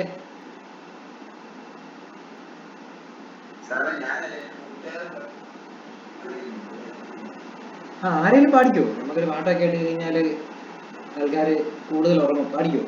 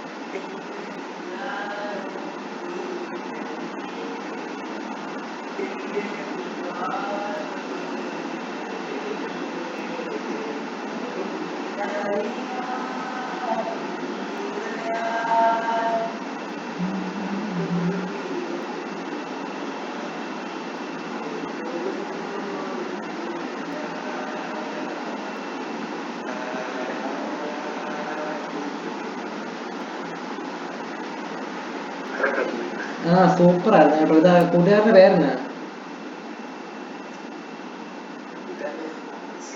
മുഹമ്മദ് സിനാൻ. ആ അത് ശരി, സൂപ്പർ പാട്ടായിരുന്നു കേട്ടോ, അടിപൊളിയായിരുന്നു, ഒന്നും പറയാനില്ല. നമ്മുടെ ക്ലാസ്സിന് കൂടുതൽ ഊർജം പകർന്നു തരാൻ ഈ പാട്ടിന് സാധിച്ചിട്ടുണ്ട്. ഉറങ്ങിക്കിടന്നവരെ കേട്ട് നിന്ന് കൈയടിക്കുവാണ്. അപ്പം നന്നായിട്ട് പാടി കേട്ടോ, നല്ല പാട്ടായിരുന്നു. നല്ലൊരു പാട്ട് പാടാൻ പറഞ്ഞപ്പോഴേ ചാടി കയറി പാടിയല്ലോ, അത് ഏറ്റവും വലിയ കാര്യം. അപ്പൊ അതിനെ പ്രോത്സാഹിപ്പിക്കാൻ ഒരു കൂട്ടുകാരനുള്ളതും വളരെ വലിയ കാര്യം. ഓക്കെ, അപ്പൊ താങ്ക് യു മുഹമ്മദെ, രണ്ടു പേർക്കും.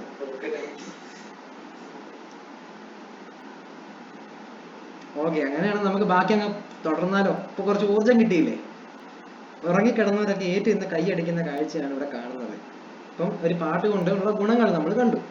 വളരെ നന്നായിട്ട് പാടുകയും ചെയ്തു കേട്ടോ, അത് വളരെയധികം നമ്മൾ അപ്രീഷിയേറ്റ് ചെയ്യേണ്ട ഒരു കാര്യം കൂടെയാണ്. അത് നല്ലൊരു പാട്ട്, നമുക്ക് എല്ലാവർക്കും കേൾക്കാൻ ഇഷ്ടമുള്ള ഒരു പാട്ടും കൂടിയാണ്. അപ്പൊ നമുക്ക് ഇതിലേക്ക് വന്നാലോ? സംവാദാത്മക പഠനം, ഡയോളജിക്കൽ ലേണിംഗ്, ഡയലോഗിക്കൽ ലേണിംഗ്, ഡയലോഗ്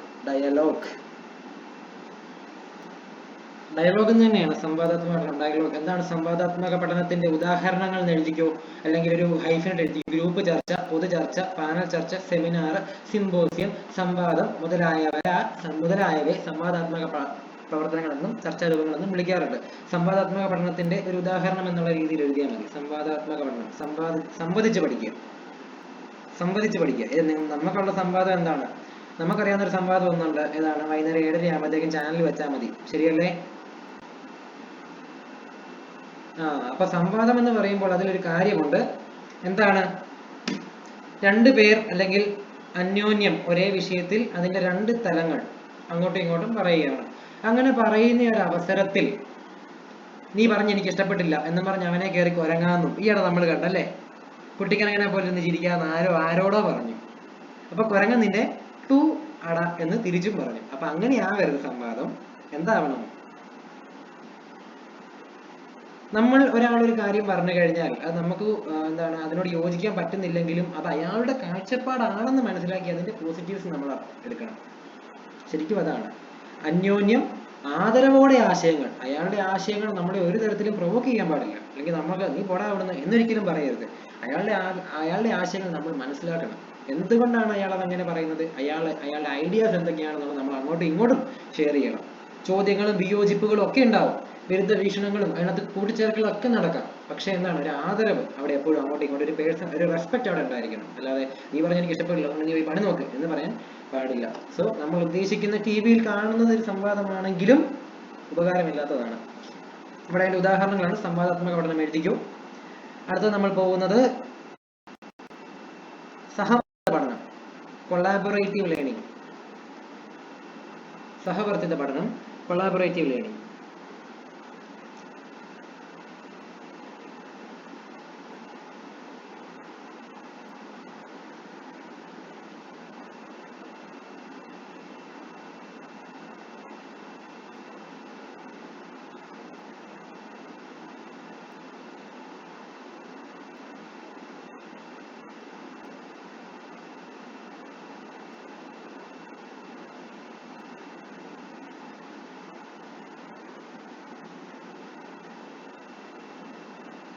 സഹവർത്തിത പഠനം എഴുതിക്കോ. ഹെഡിങ് ഇംഗ്ലീഷ് കൂടെ എഴുതണേ, കൊളാബറേറ്റീവ് ലേണിംഗ് എന്ന് എഴുതിക്കണേ.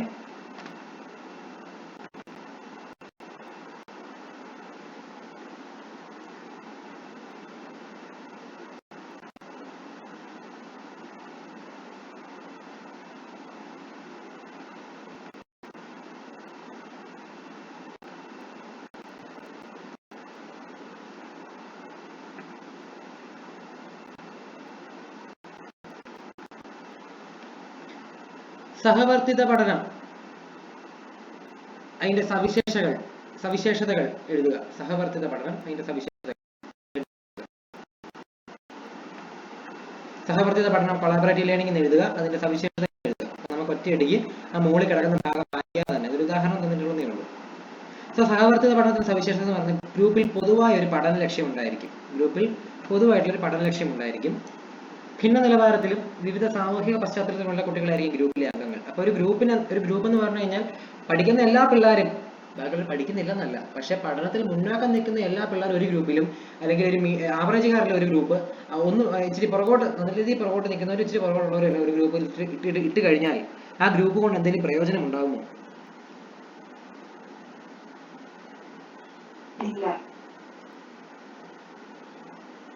ഇല്ല. അപ്പോൾ എങ്ങനെ വേണം? ഭിന്ന നിലവാരത്തിലും വിവിധ സാമൂഹിക പശ്ചാത്തലത്തിലുമുള്ള കുട്ടികളായിരിക്കണം ഗ്രൂപ്പിലെ അംഗങ്ങൾ. ഓരോ മേഖലയിലും അല്ലെങ്കിൽ പഠനത്തിൽ മുന്നോക്കം നിൽക്കുന്ന കുട്ടിയും പിന്നോക്കം നിൽക്കുന്ന കുട്ടിയും ആവറേജ് നിൽക്കുന്ന കുട്ടിയും എബോ ആവറേജും ബിലോ ആവറേജും അതിൻ്റെ ഇടയ്ക്കുള്ള വേറെ വല്ല ഉണ്ടെങ്കിൽ അതും എല്ലാ കുട്ടികളും ഒരു ഗ്രൂപ്പിൽ ഉണ്ടായിരിക്കണം. എല്ലാ തരത്തിലുള്ള കുട്ടികളും ഒരു ഗ്രൂപ്പിൽ ഉണ്ടായിരിക്കണം. പരസ്പരം പങ്കുവെച്ചും സംവദിച്ചും ധാരണകൾ മെച്ചപ്പെടുത്തിയും അറിവ് നിർമ്മിക്കുന്നു. മൂന്നാമത്തെ പോയിന്റ്. പ്രശ്നം പരിഹരിക്കാനുള്ള ശ്രമത്തിൽ ഓരോ കുട്ടിയും സ്വയം പഠിക്കുകയും മറ്റംഗങ്ങളുടെ പഠനത്തെ സഹായിക്കുകയും ചെയ്യുന്നു. ശരിയല്ലേ? നമുക്കറിയാം സംഘപഠനത്തിലൊക്കെ നമുക്ക് എന്തേലും സഹായങ്ങൾ കിട്ടിയിട്ടുണ്ട്. എനിക്കൊക്കെ ഇഷ്ടം പോലെ കിട്ടിയിട്ടുണ്ട്, കൊടുത്തിട്ടുമുണ്ട്.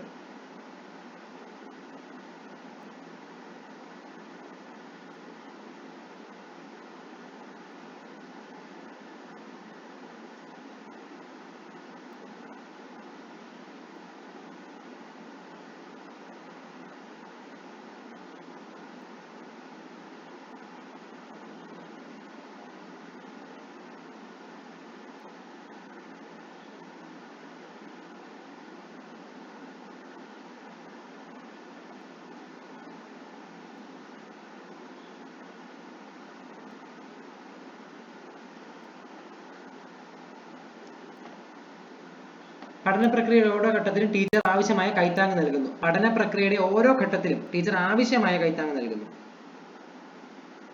അപ്പൊ ടീച്ചറിന്റെ ഒരു ഇൻവോൾവ്മെന്റ് അവിടെ ലിമിറ്റഡ് ആണ് എന്ന് വേണേൽ പറയാം. സഹവർത്തിത പഠനത്തിൽ അല്ലെങ്കിൽ കൊളാബറേറ്റീവ് ലേണിംഗിൽ ടീച്ചറുടെ ഇൻവോൾവ്മെന്റ് ലിമിറ്റഡ് ആണ്. ആവശ്യത്തിന് മാത്രം. ഇതൊക്കെ നിങ്ങൾ എഴുതണ്ട കേട്ടോ. ഞാൻ ഈ പറഞ്ഞ ചെറിയ ചെറിയ പോയിന്റ്സ് ചുമ്മാ ഒന്ന് എഴുതി വെച്ചാൽ മതി. ഇത് മുഴുവൻ ഒന്നും എഴുതി വെക്കണ്ട. ടീച്ചർ ഇത് എഴുതി വെക്കണം. ടീച്ചറുടെ ഇൻവോൾവ്മെന്റ് ഇച്ചിരി ലിമിറ്റഡ് ആണ്.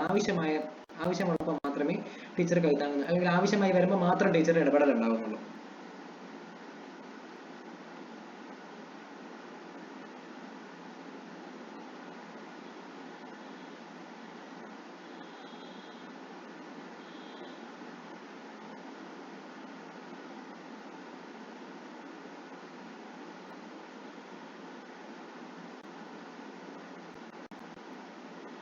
ഇനി ഒരു കാര്യമുണ്ട്. കുട്ടി തന്നെയാണ് ഇവിടെ എല്ലാ കാര്യങ്ങളും അസസ്മെന്റ് വിലയിരുത്തുന്നത്. കുട്ടി തന്നെയാണ്. കുട്ടികൾ തന്നെയാണ് സഹവർത്തിത പഠനത്തിൽ കുട്ടികൾ തന്നെയാണ് വിലയിരുത്തുന്നത്. അതുകൂടെ ഒന്ന് എഴുതിക്കുക. കുട്ടികൾ തന്നെ വിലയിരുത്തുന്നു.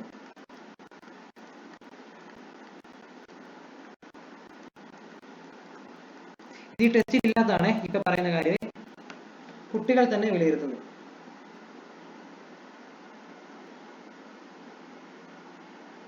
കുട്ടികൾ തന്നെ വിലയിരുത്തുന്നു. അങ്ങനെ ഒന്ന് എഴുതി വെച്ചോണം. കുട്ടികൾ തന്നെ വിലയിരുത്തുന്നു.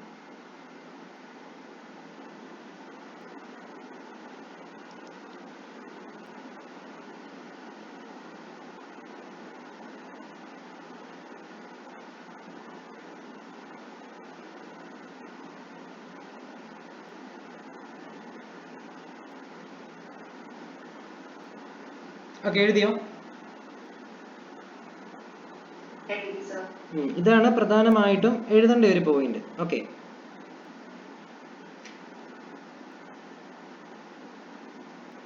പിന്നെ എന്താണ് നമുക്ക് വേണ്ട അറിവ് നമുക്ക് വേണ്ട എക്സ്ട്രാ കാര്യങ്ങൾ എന്തായാലും ഇപ്പൊ പറയാം.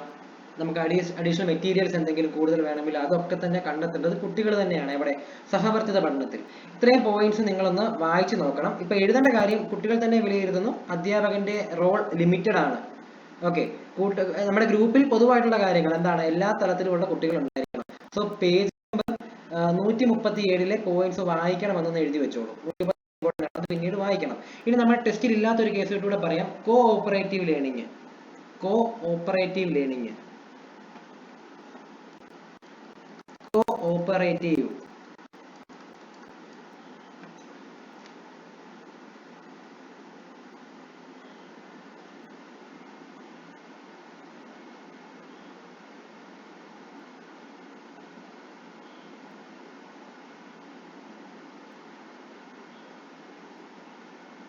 Cooperative learning.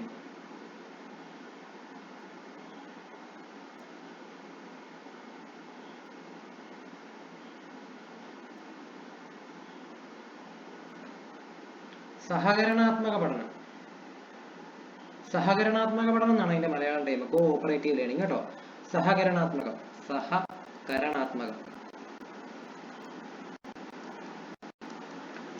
സഹകരണാത്മകം. ഓക്കെ. അപ്പൊ ഇതും സഹവർത്തിത പഠനവും തമ്മിൽ വലിയ വ്യത്യാസമില്ല. പക്ഷെ ചില കാര്യത്തിൽ വ്യത്യാസമുണ്ട്. എന്താണ്? വിലയിരുത്തൽ നടത്തുന്നത് ടീച്ചറാണ്. വിലയിരുത്തൽ ആരാണ്? എഴുതണേ. വിലയിരുത്തൽ നടത്തുന്നത് ടീച്ചറാണ്. ഞാൻ TR എന്ന് ഇവിടെ എഴുതുന്നുള്ളൂ, നിങ്ങൾ തന്നെ എഴുതിക്കോ. വിലയിരുത്തൽ നടത്തുന്നത് ടീച്ചറാണ്.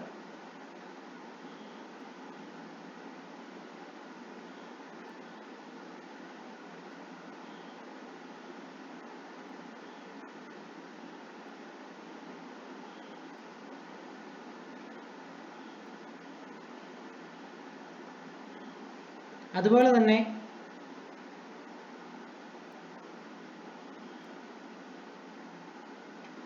ക്ലാസ് റൂമിലെ കേന്ദ്രം എന്ന് പറയുന്നത് ആരാണ്? ടീച്ചർ ആയിരിക്കും. മറ്റേടത്ത് കുട്ടികൾ തന്നെയാണ് ചെയ്യുന്നത്, ഇവിടെ ടീച്ചർ ആയിരിക്കും.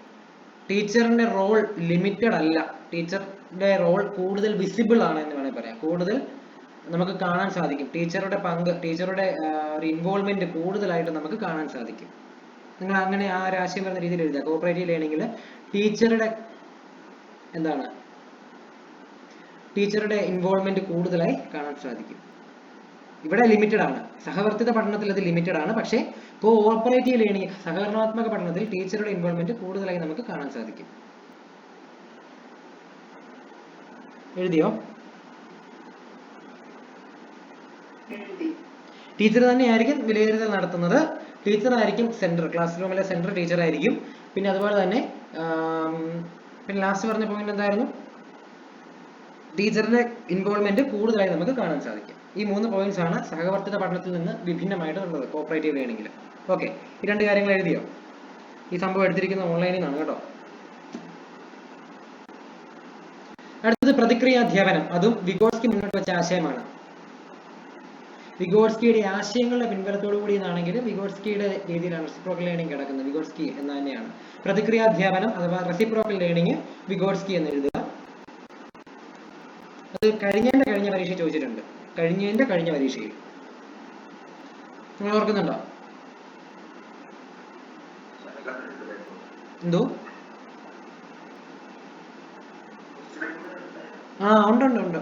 ഉണ്ട്. ക്വസ്റ്റ്യൻ പേപ്പർ കിടപ്പുണ്ട്. ഇപ്പൊ കുട്ടികളുടെ വായനാ പരിശീലനം നൽകുന്നതിന് വേണ്ടിയാണ് ഇത് ആവിഷ്കരിച്ചത്. ഓക്കെ. ഈ തന്ത്രം പക്ഷേ ഇതര വിഷയങ്ങളിലും അഭിപ്രായപ്പെടുന്നു. എന്താണെന്ന് ഒരു സംഭവം, ഒരു സഹപഠന സംഘം രൂപീകരിക്കുന്നു. അധ്യാപകനോ ധാരണ നിലവാരത്തിൽ മുന്നാക്കക്കാരായ കുട്ടികൾ തന്നെയോ ഗ്രൂപ്പിന് നേതൃത്വം നൽകുകയും ചെയ്യുന്നു. ഇത് എഴുതി വെച്ച്. ഒരു പ്രതിക്രിയാധ്യാപന വിഗോട്സ്കി എന്റെ താഴെ എഴുതിക്കൂ. ഒരു സഹപഠന സംഘം രൂപീകരിക്കുന്നു. അധ്യാപകനോ ധാരണ നിലവാരത്തിൽ മുൻപിൽ നിൽക്കുന്ന ഒരു കുട്ടിയോ ആയിരിക്കും ഗ്രൂപ്പിന്റെ ലീഡർ. എന്നിട്ട് അവർ തമ്മിൽ ഇരുന്ന് പഠിക്കുന്നു. അത്രേ ഉള്ളൂ റെസിപ്രോക്കൽ ലേണിംഗ്, പ്രതിക്രിയാധ്യാപനം. അത്ര അറിഞ്ഞാൽ മതി.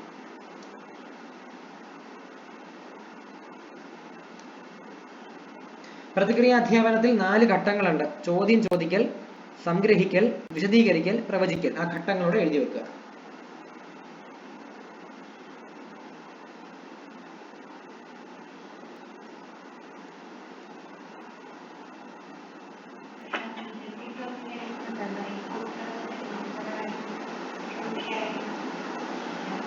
അതെ.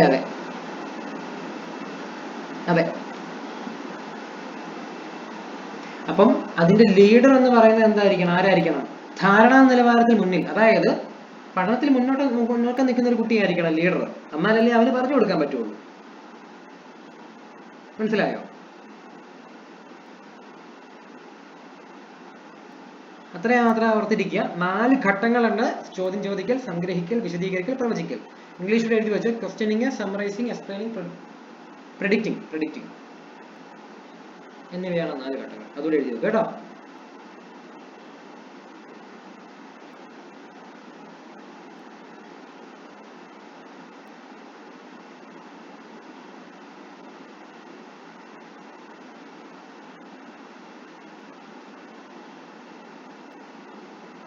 എഴുതിയോ? ആരെങ്കിലും എഴുതി കഴിയാതെ ഞാൻ മുമ്പോട്ട് പോയി കഴിഞ്ഞാൽ അത് നിങ്ങൾ പറയണം, എഴുതിയില്ലെന്ന് പറയണം കേട്ടോ. എന്നാൽ ഞാൻ അപ്പോഴേ ഞാൻ പുറകോട്ട് പിടിച്ചോളാം, ഒരു കുഴപ്പമില്ല. ഓക്കെ,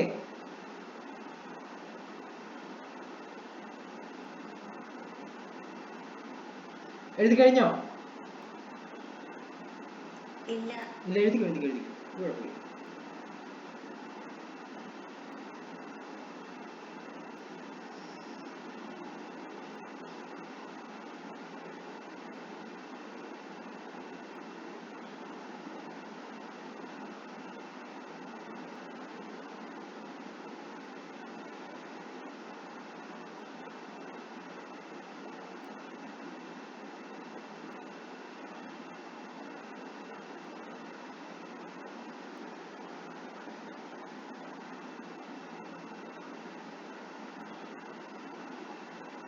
എഴുതി കഴിയുമ്പോൾ പറയണേ.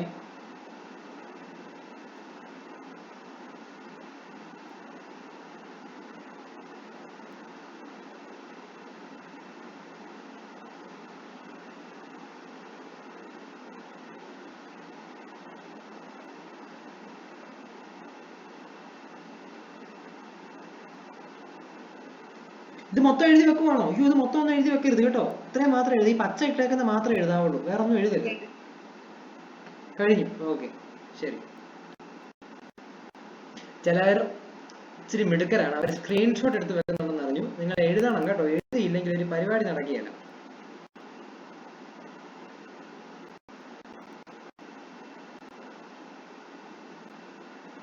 അടുത്ത എഴുതിക്ക് ലേണർ ഓട്ടോണമി, പഠിതാവിന്റെ സ്വാശ്രയത്വം. ലേണർ ഓട്ടോണമി എന്താണത്? ജ്ഞാനനിർമ്മിതിയെ സഹായിക്കുന്ന പ്രക്രിയകൾ, ക്ലാസ് റൂം സാധ്യതകൾ എന്നാണ് പറഞ്ഞിട്ടുള്ളത്. നമ്മൾ എഴുതുക ലേണർ ഓട്ടോണമി എന്ന് എഴുതുക. ലേണർ ഓട്ടോണമി എന്ന് എഴുതുക. പഠിതാവിന്റെ സ്വാശ്രയത്വം. ലേണർ ഓട്ടോണമി എന്ന് പറഞ്ഞാൽ പഠന ലക്ഷ്യങ്ങൾ തീരുമാനിക്കുന്നതും ഉള്ളടക്കത്തെ വിശകലനം ചെയ്ത് അനുയോജ്യമായ പഠന രീതി, പഠനതന്ത്രങ്ങൾ എന്നിവ തീരുമാനിക്കുന്നതും പഠനത്തെ വിലയിരുത്തുന്നതും പഠന നേട്ടങ്ങൾ കൈവരിക്കാൻ കഴിയുമെന്ന് പരിശോധിക്കുന്നതും ആരായിരിക്കും? എല്ലാം പഠിതാവ് തന്നെ. അതിനെയാണ് ലേണർ ഓട്ടോണമി എന്ന് പറയുന്നത്. സിമ്പിൾ അല്ലേ? പഠന ലക്ഷ്യം തീരുമാനിക്കുന്നത് പഠിതാവ്, വിശകലനം ചെയ്യുന്ന പഠിതാവ്, പഠന രീതി, പഠനതന്ത്രം തിരഞ്ഞെടുക്കുന്നത് പഠിതാവ്, പഠനത്തെ വിലയിരുത്തുന്നത് പഠിതാവ്, പഠനനേട്ടം കൈവരിക്കാൻ കഴിയുമെന്ന് പരിശോധിക്കുന്ന പഠിതാവ്. എല്ലാ കാര്യങ്ങളും പഠിതാവ് ചെയ്തോണം. അതാണ് ലേണർ ഓട്ടോണമി. സിമ്പിൾ സാധനം. മുകളിൽ കിടക്കുന്നത് എഴുതണ്ട. പഠന ലക്ഷ്യങ്ങൾ തീരുമാനിക്കുക, ഉള്ളടക്കത്തെ വിശകലനം ചെയ്യുക, പഠന രീതി, പഠനതന്ത്രങ്ങൾ തീരുമാനിക്കുക. അങ്ങനെ സിമ്പിൾ ഷോർട്ട് ആയിട്ട് മാത്രം എഴുതുക. പഠനത്തെ വിലയിരുത്തുക, പഠന നേട്ടങ്ങൾ കൈവരിക്കാൻ കഴിയുമെന്ന് പരിശോധിക്കുക എന്നീ കാര്യങ്ങളെല്ലാം ചെയ്യുന്നത് ആരാണ്? പഠിതാവ് തന്നെ.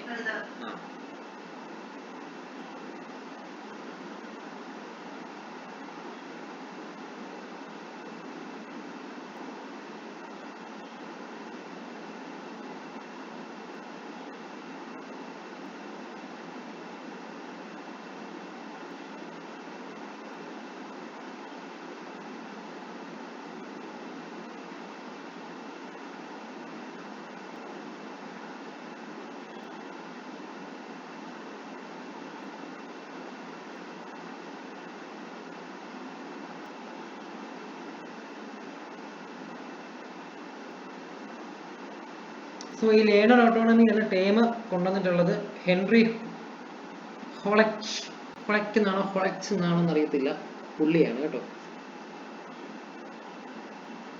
ഹെൻറി ഹൊളക്റ്റ്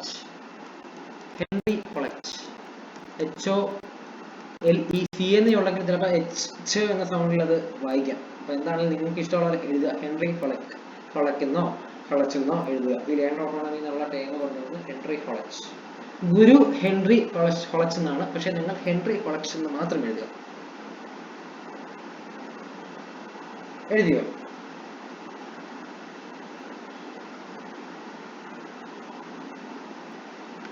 എഴുതിയോ?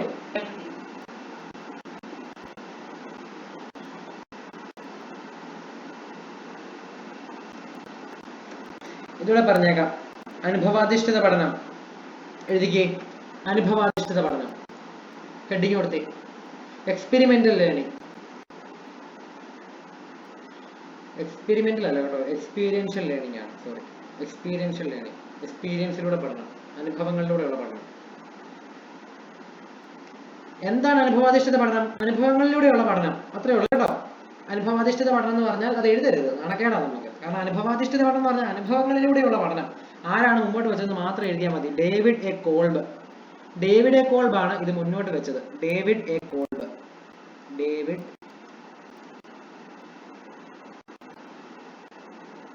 A Kolb, David A Kolb. അനുഭവാധിഷ്ഠിത പഠനം ഡേവിഡ് എ കോൾബ്.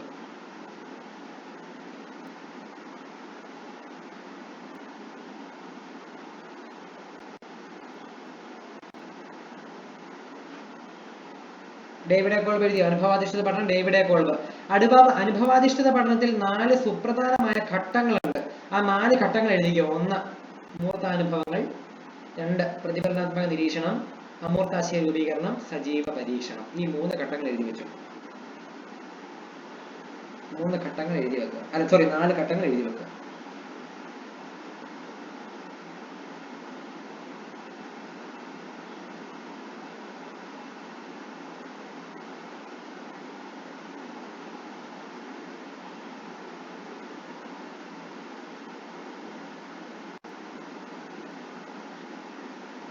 ഇത്രയും ഘട്ടങ്ങൾ മാത്രം എഴുതിയാൽ മതി. മൂർത്താനുഭവങ്ങൾ, പ്രതിഫലനാത്മക നിരീക്ഷണം, അമൂർത്തമായ ആശയ രൂപീകരണം, സജീവ പരീക്ഷണം.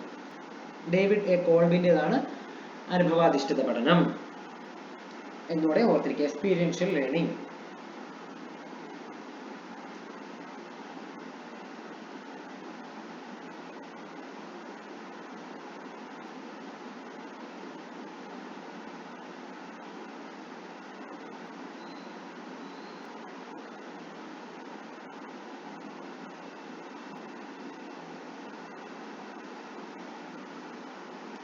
എഴുതിയോ? 4 പേര് എഴുതിയാ പോരെ? ഇത്ര താമസം വേണം. എഴുതി? ഓക്കെ, നമുക്ക് അടുത്തതിലേക്ക് പോകാം. അപ്പൊ അനുഭവാധിഷ്ഠിത പഠന രീതികൾ എന്ന് പറയുന്നത് ഏതാണ്? Role play, case study, simulation, internship, പ്രായോഗിക അനുഭവങ്ങൾ നേടൽ. അനുഭവങ്ങളിലൂടെ പഠിക്കണം. കളികൾ, സഹവർത്തിത പഠനം ഒക്കെ എന്ത് തന്നെയാണ്? അനുഭവാധിഷ്ഠിത പഠന രീതികളാണ് കേട്ടോ. അപ്പൊ അത് നമ്മൾ പ്രത്യേകിച്ച് എഴുതല്ല. അനുഭവാധിഷ്ഠിതം എന്ന് പറഞ്ഞു കഴിഞ്ഞാൽ അനുഭവങ്ങളിലൂടെയുള്ള പഠനം. അത് സാധ്യമാക്കുന്ന ഏത് രീതി നമുക്കറിയാവുന്നതാണ്. കളികൾ, സഹവർത്തിത പഠനം, എന്തും ആയിക്കോട്ടെ. ഓക്കെ, അടുത്ത എഴുതിക്കുക. കോഗ്നിറ്റീവ് നെഗോഷ്യബിലിറ്റി എന്ന് എഴുതിക്കുക. Cognitive negotiability.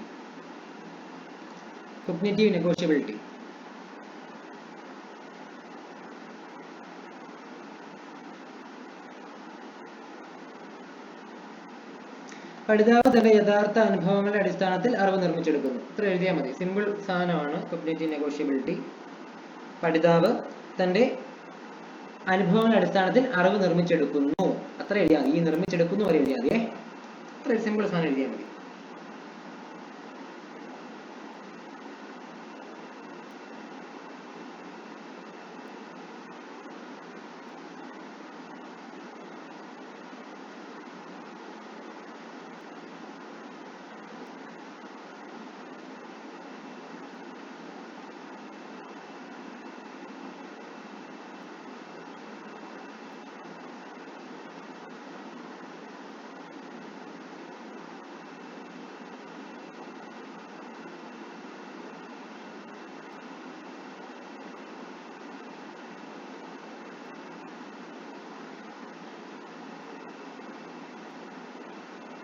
അത് എഴുതി കഴിഞ്ഞ് നമുക്ക് പിന്നെ വേണ്ടത് സിറ്റുവേറ്റഡ് ലേണിംഗ് ആണ്. സിറ്റുവേറ്റഡ് ലേണിംഗ് കൊടുത്തേ.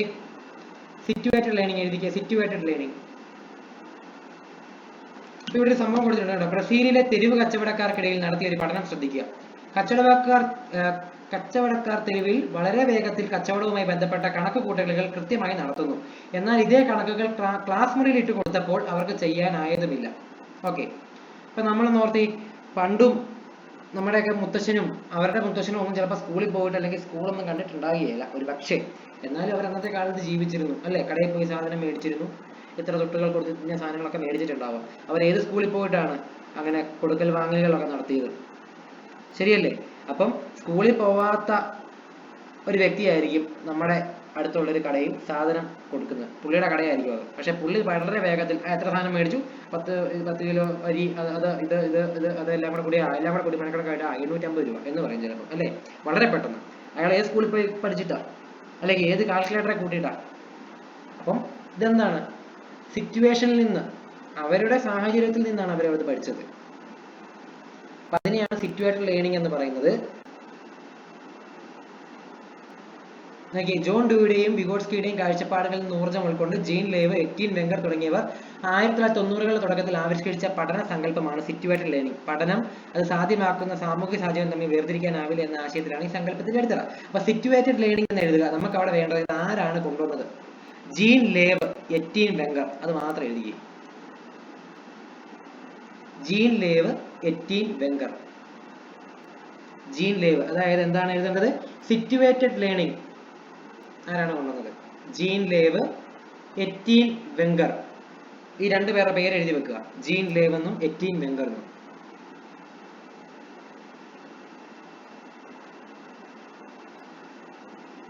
ബട്ടണിലാണേ.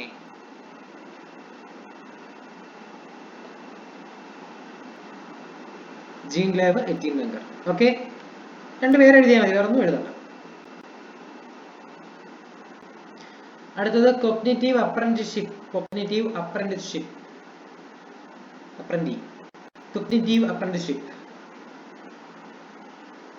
കൂടുതൽ വൈദഗ്ധ്യമുള്ള ഒരാളുടെ കീഴിൽ നിന്നുകൊണ്ട് പഠിതാവ് പഠിക്കുന്നു.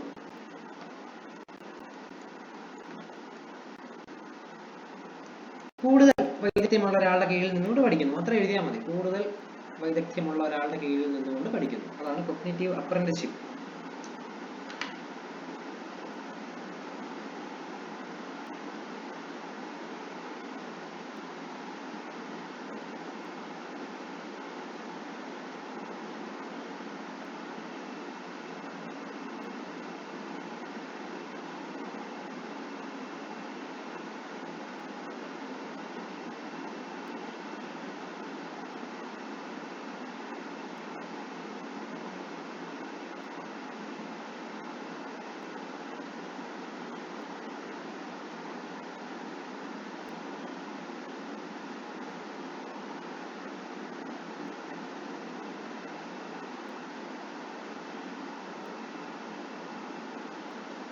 ഓക്കെ, അത് ജസ്റ്റ് ഒന്ന് എഴുതിയാൽ മതി.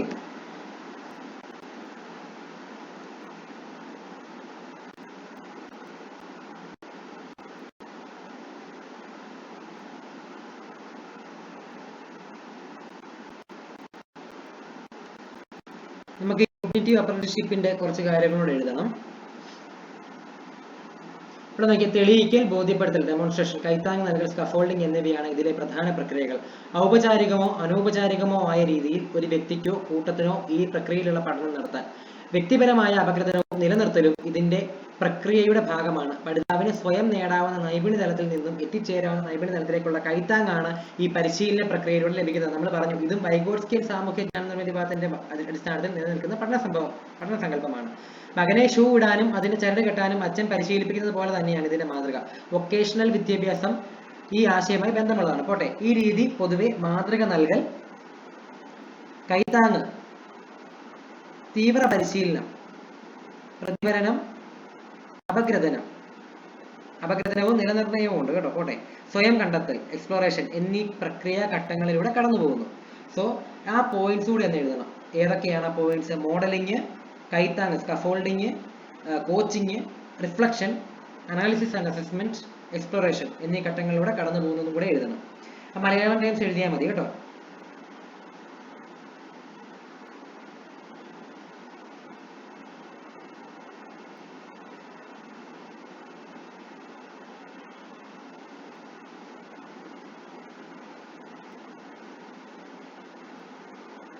ഇവിടെ 1, 2, 3, 4 എണ്ണമാണ് കിടക്കുന്നത്. മുകളിൽ 2 എണ്ണം അവിടെ കിടപ്പുണ്ട് കേട്ടോ. ഏതായിരുന്നു ആദ്യം പറഞ്ഞത്? ഡെമോൺസ്ട്രേഷനും സ്കഫോൾഡിംഗ് കൂടെ എഴുതണം. ഡെമോൺസ്ട്രേഷൻ, സ്കഫോൾഡിങ്, അതിന്റെ കൂടെ തന്നെ ഈ താഴെ തന്നിരിക്കുന്ന modelling, reflection, analysis and assessment, exploration.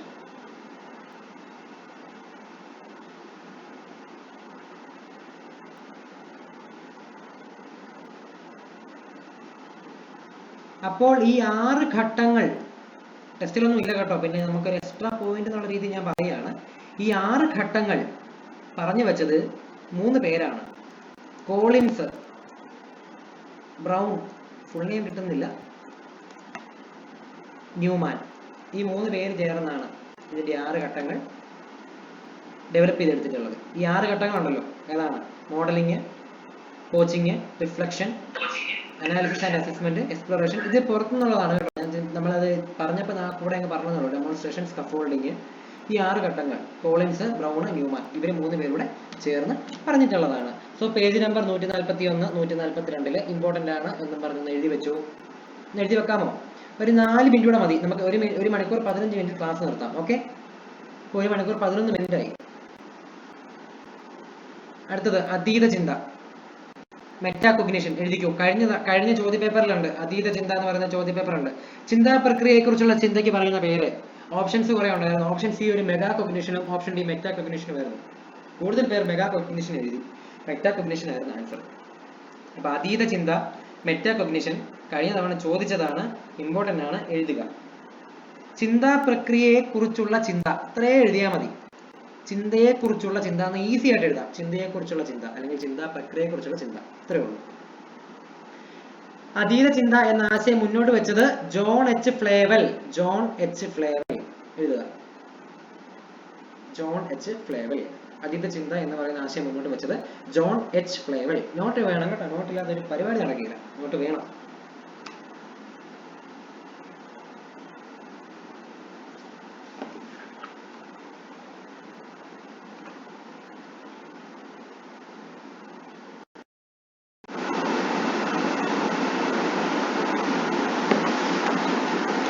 എഴുതിയോ? അതീത ചിന്ത, ചിന്തയെ കുറിച്ചുള്ള ചിന്ത. ജോൺ എച്ച് ഫ്ലേവൽ ആണ് അതീത ചിന്ത എന്ന ആശയം മുന്നോട്ട് വെച്ചത്.